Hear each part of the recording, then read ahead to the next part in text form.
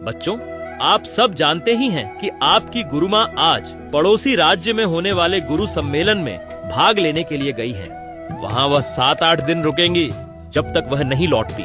कुछ दिनों के लिए आपको नए गुरुदेव श्रीयुक्त निर्मल दास पाठ पढ़ाएंगे। प्रणाम गुरुदेव। अच्छा बच्चों, मन लगाकर पाठ पढ़ना, और अगर कोई भी परेशानी हुई तो मुझे बताना। जैसी आज्ञा। हाँ गुरुदेव, मैं चलता हूँ फिर। आज्ञा दीजिए सेनापति महोदय।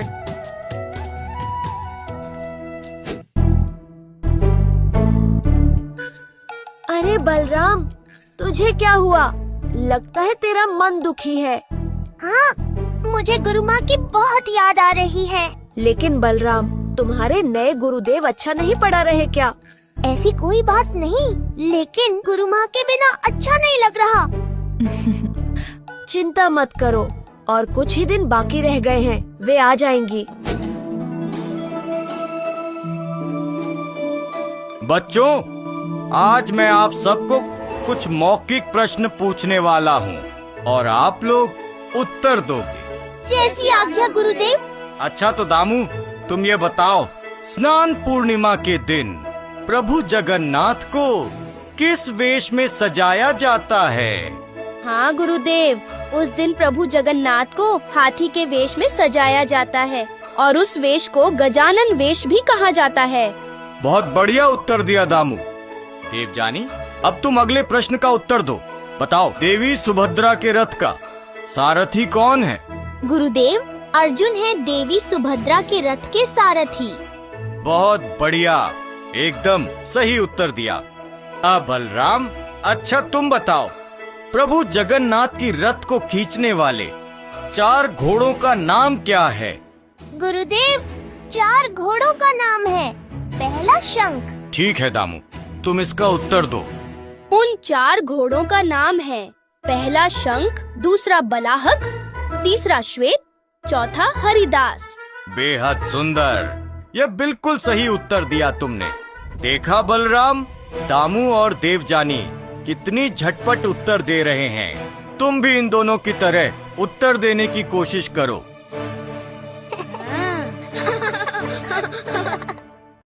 देवजानी महाराज की बेटी हैं और दामू मंत्री का पुत्र। इन दोनों की बलराम के साथ बिल्कुल नहीं जमती। अगर मैं बलराम पर गुस्सा करूं और बाकी दोनों की प्रशंसा करूं तो वे दोनों जल्दी ही मेरी ओर आ जाएंगे और उसके बाद मेरे सारे काम एकदम आसान हो जाएंगे। बच्चों, तुम लोग बैठकर पढ़ाई करते रहो, मैं अभी तुरंत जाकर लौट आऊंगा। दामू, अगर कोई दुर्व्यवहार करे तो मुझे बताना। जैसी आज्ञा गुरुदेव।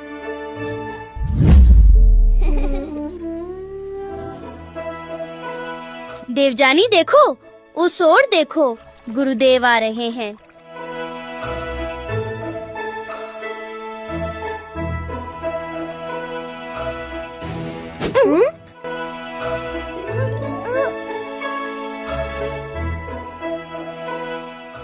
अरे बलराम, तुम यहाँ खड़े खड़े क्या देख रहे हो? बगीचे के काम में थोड़ा ध्यान लगाओ।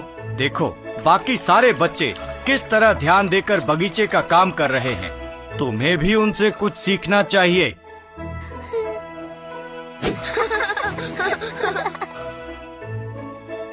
नए गुरुदेव बहुत अच्छे हैं। वे हमें कितना पसंद करते हैं। तुम बिल्कुल सही कह रही हो। और वो बलराम पर गुस्सा करते हैं। इससे ज्यादा खुशी की बात और क्या हो सकती है देवजानी?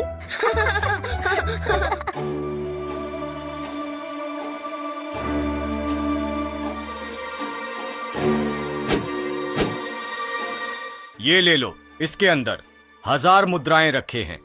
बाकी काम पूरा होने के बाद दूंगा। ठीक है गुरुदेव, कल उनके लौटते समय जंगल में हम गुरु माँ को ठिकाने लगा देंगे।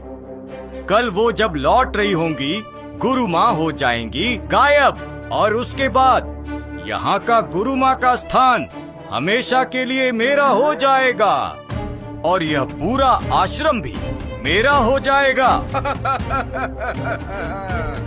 मतलब ये हमारे गुरु माँ को नहीं, गुरु माँ को बचाने के लिए मुझे कुछ करना पड़ेगा। अरे रुको रुको, इतने जल्दी कहाँ जा रहे हो? मैं सेनापति के पास जा रहा हूँ। गुरुमा का जीवन बड़े खतरे में है। ये बात मुझे सेनापति बटुकनाथ को बतानी पड़ेगी। अच्छा, और ये बात तुम्हें कैसे पता चली? मैंने यह बात खुद सुनी है। गुरुदेव ने उन्हें मारने के लिए षड्यंत्र रचा है। हाँ, समझे भाई गट्टू, लगता है इसका दिमाग खराब हो गया है। नहीं, मैं सच कह रहा हूँ। मुझे सेनापति के पास जाने दो ना। नहीं नहीं, वे अभी नहीं मिलेंगे। वे एक जरूरी काम में व्यस्त हैं। ठीक है, तो फिर मैं महाराज से मिलने जाता हूँ। नहीं, उनसे भी मिलना संभव नहीं, क्योंकि वे इस समय सो रहे हैं। नहीं, तुम झूठ बोल रहे हो। मुझे जाने दो, मैं जाऊंगा। ये कैसी बात कर रहे हो हैं? मैं भी देखता हूँ कि तुम कैसे जाओगे।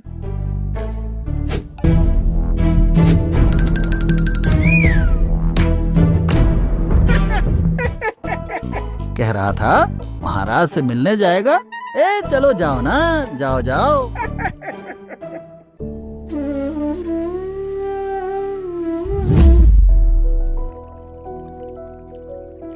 जगन, तुमने सब कुछ सुना। अब कहो मैं क्या करूं?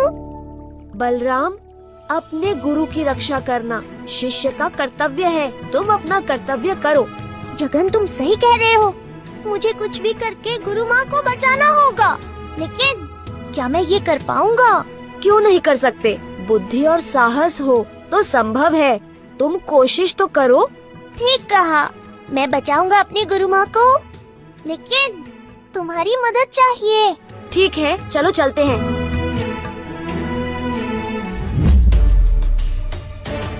सेनापति बटुकनाथ की जय हो। गुरुमाँ ने आपके लिए मेरे हाथों से ये पत्र भेजा है। अरे यह तो बड़ी समस्या है। मुझे जल्द से जल्द इस खबर को महाराज तक पहुंचाना होगा।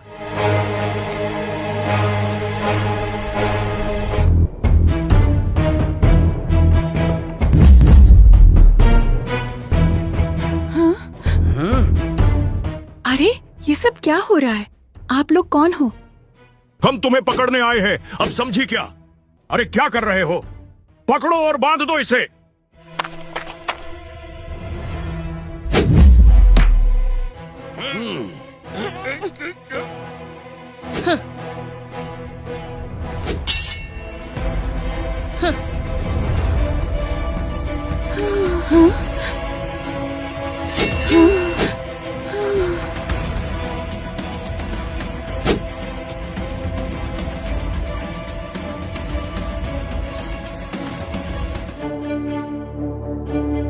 महाराज, गुरुमाँ ने उस गुरु सम्मेलन से एक पत्र भेजा है। उसमें उल्लेख है कि वह अब लौट कर नहीं आएंगी। वह वहीं से हरिद्वार की ओर यात्रा करेंगी और बाकी जीवन वहीं पर बिताएंगी। अरे यह बहुत चिंता की बात है। अब गुरुकुल कैसे चलेगा? पिताजी, क्या गुरु माँ अब वापस नहीं आएंगी? नहीं बेटा, गुरु माँ ने यह फैसला लिया है। सेनापति, ऐसी स्थिति में हमें क्या करना चाहिए? आप ही बोलें। महाराज, गुरुमाँ के स्थान पर किसी अन्य को नियुक्त करना पड़ेगा और इस हेतु निर्मल दास उचित व्यक्ति हैं, ऐसी मैं आशा करता हूँ। अच्छा, ठीक है, निर्मल दास को खबर दी जाए। जैसी आपकी आज्ञा महाराज।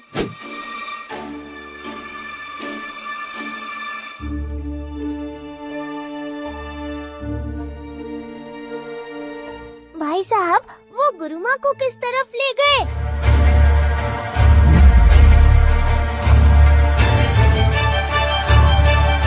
अरे तुम लोगों ने मुझे क्यों बांधा है? मुझे छोड़ दो मुझे।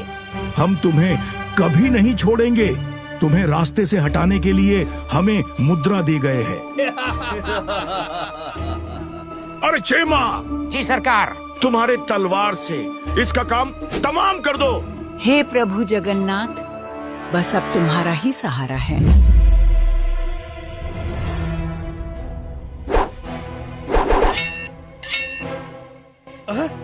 अरे ये लोग कौन हैं? ये लोग कहाँ से आ गए? बोली, तुम अपना खेल दिखाओ।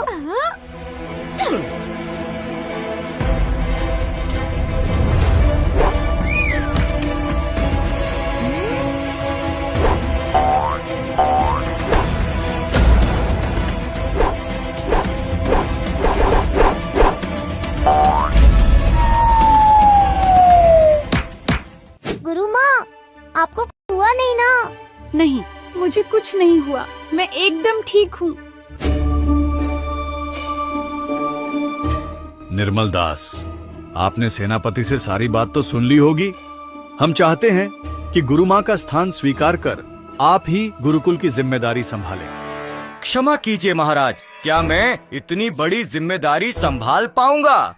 क्यों नहीं संभाल पाओगे? हम सब तुम्हारे साथ रहेंगे, तुम बिल्कुल निश्चिंत रहो। ठीक है, मैं समझ गया। जब महाराज ही ऐसा चाहते हैं तो मैं ये जिम्मेदारी स्वीकार करता हूँ। तो आज से निर्मल दास को गुरुकुल की सारी जिम्मेदारी सौंपी जाती है।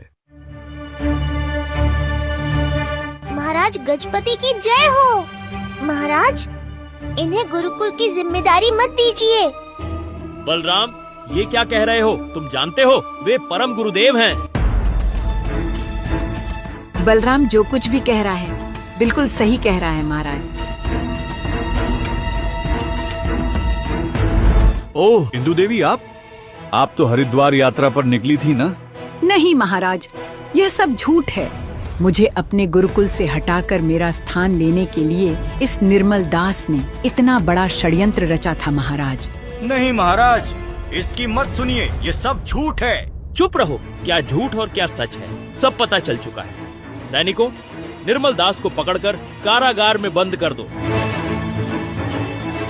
बलराम, तुम भले ही छोटे बच्चे हो, पर तुमने बहुत बड़ा काम किया, इसलिए मैं बहुत प्रसन्न हूँ। तुम्हारा बहुत बहुत धन्यवाद। महाराज, यह सब मैंने अकेले नहीं किया, यह सब भोली और जगन की मदद से ही हो पाया।